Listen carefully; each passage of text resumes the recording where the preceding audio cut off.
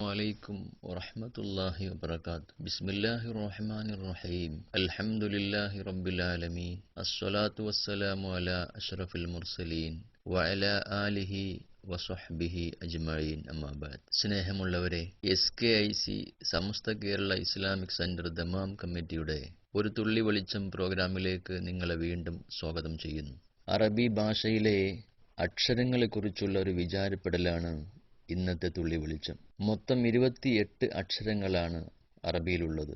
ചിലർ 29 എന്നും പറഞ്ഞിട്ടുണ്ട്.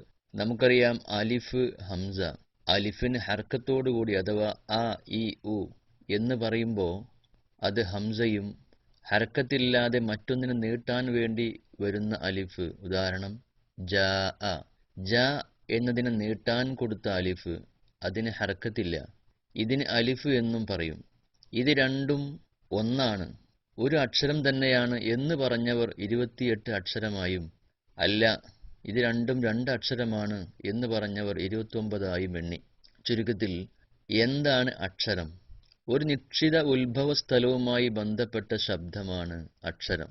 ഓരോ അക്ഷരത്തിനും, അറബിയിലെ ഓരോ അക്ഷരത്തിനും ഭാഷാ പണ്ഡിതർ പറഞ്ഞു തന്ന സ്ഥാനത്ത് നിന്ന് ഉച്ചരിച്ചാൽ മാത്രമേ അത് അറബി അക്ഷരമായി പരിഗണിക്കുകയുള്ളൂ, അത് ഖിറാഅത്തായി പരിഗണിക്കുകയുള്ളൂ. ഉദാഹരണം വാവ്. വാവിന്റെ ഉച്ചാരണത്തിന് നിശ്ചയിച്ചിരിക്കുന്നത് 2 ചുണ്ടുകളാണ്. 2 ചുണ്ടുകൾക്കിടയിൽ നിന്നാണ് വാവ് എന്ന അക്ഷരമുണ്ടാവേണ്ടത്. എന്നാൽ മേലേ പല്ലും താഴെ ചുണ്ടും ഉപയോഗിച്ച് വ എന്ന് ഉച്ചരിക്കാം. പക്ഷേ അതിനെ വാവായി പരിഗണിക്കുകയോ ഖിറാഅത്ത് ശരിയാവുകയോ ഇല്ല. 28 അക്ഷരങ്ങളാണ് അറബിയിൽ എന്ന് പറഞ്ഞല്ലോ. ഈ അക്ഷരങ്ങളെ ഹിജായിയായ അക്ഷരങ്ങൾ എന്ന് പറയും. ഹിജായി എന്നാൽ സംസാരം, സംഭാഷണം എന്നൊക്കെയാണ് അർത്ഥം. 28 അക്ഷരങ്ങളുള്ള അറബി അക്ഷരങ്ങൾ 2ആയി ഭാഗിക്കാം. ഹുറൂഫു ഷംസിയ, ഹുറൂഫുൽ ഖമരിയ. ഷംസ് എന്നാൽ സൂര്യൻ, ഖമർ എന്നാൽ ചന്ദ്രൻ. സൂര്യന്റെ അടുക്കൽ ചന്ദ്രൻ വരുമ്പോൾ ചന്ദ്രൻ അല്ലെങ്കിൽ ചന്ദ്രന്റെ പ്രകാശം അപ്രത്യക്ഷമാകുന്നത് പോലെ ഷംസിയായ അക്ഷരങ്ങളുടെ അടുക്കൽ താരീഫിന്റെ അൽ വരുമ്പോൾ, അലിഫ്ലാം വരുമ്പോൾ ആ അൽ ശേഷമുള്ള അക്ഷരമാക്കി മാറ്റി ഉച്ചരിക്കണം. ഉദാഹരണം ഷംസ്. ഷംസ് എന്നതിന്റെ കൂടെ അൽ വന്നാൽ അൽ ഷംസ് എന്ന് പറയാൻ പാടില്ല, അഷംസു എന്നാണ്. അൽ എന്ന ലാം ഉച്ചരിക്കാൻ പാടില്ല, അഷംസ് എന്നാണ് പറയുക. 14 സ്ഥലങ്ങൾ ഇങ്ങനെയുണ്ട്. ഉദാഹരണം ത.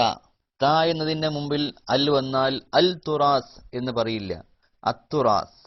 അതുപോലെ തായിന്റെ മുകളിൽ പുള്ളിയിട്ട സ, അതിന്റെ മുമ്പിൽ അൽ വന്നാൽ അസാഖിബ്, അദ്ദാർ, അദ്ദാരിയാത്ത്, അർറഹീം, അസ്സുബുർ, അസ്സമാ, അഷംസ്, അസ്സിറാത്ത്, അല്ലുഹാ, അത്താലിബ്, അല്ലാഹിർ, വല്ലൈലി, വന്നഹാരി.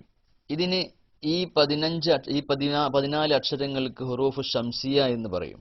ഈ അക്ഷരങ്ങളല്ലാത്ത മറ്റ് 14 അക്ഷരങ്ങൾ ഹുറൂഫുൽ ഖമരിയയാണ്. ഖമരിയായ അക്ഷരങ്ങൾക്ക് മുമ്പിൽ അല്ല് വന്നാൽ ആ അല്ലിനെ വ്യക്തമായി ഉച്ചരിക്കണം. ഉദാഹരണത്തിന് ഖമർ, അൽ ഖമർ. അപ്പൊ അൽ എന്നതിനെ വ്യക്തമാക്കി ഉച്ചരിക്കണം. ബാത്തിൻ, അതിന് മുമ്പിൽ അല്ല് വന്നാൽ അൽ ബാത്തിൻ എന്ന് പറയും. ഇങ്ങനെ മനസ്സിലാക്കാവുന്നതാണ്. അറബി അക്ഷരങ്ങളിൽ 15 എണ്ണം മലയാളത്തോട് കേവലം തുല്യ ശബ്ദമുള്ളവയാണ്. എന്നാൽ തുല്യതയില്ലാത്ത 13 അക്ഷരങ്ങൾ, അവയുടെ മഖ്റജുകൾ നാം പഠിച്ചേ തീരൂ. അവ സ, തായിന്റെ മുകളിൽ പുള്ളിയിട്ട സ, ഹ, ഖ, ദ, റ, സ, സ, ല, ത, ല, അ, ഗ, ഖ എന്നീ അക്ഷരങ്ങളാണ്. ഇത് നമ്മൾ ഉസ്താദുമാരോട് ചോദിച്ചോ അതല്ലെങ്കിൽ നമ്മുടെ സമസ്തയുടെ തജ്വീദ് പുസ്തകം വഴിയോ നാം അതിൻ്റെയൊക്കെ മഖ്റജുകൾ പഠിക്കാൻ ശ്രമിക്കണം. അള്ളാഹു നമ്മെയും നമ്മോട് ബന്ധപ്പെട്ടവരെയും സ്വാലിഹീങ്ങളിൽ ഉൾപ്പെടുത്തട്ടെ. അസ്സലാമു അലൈക്കും.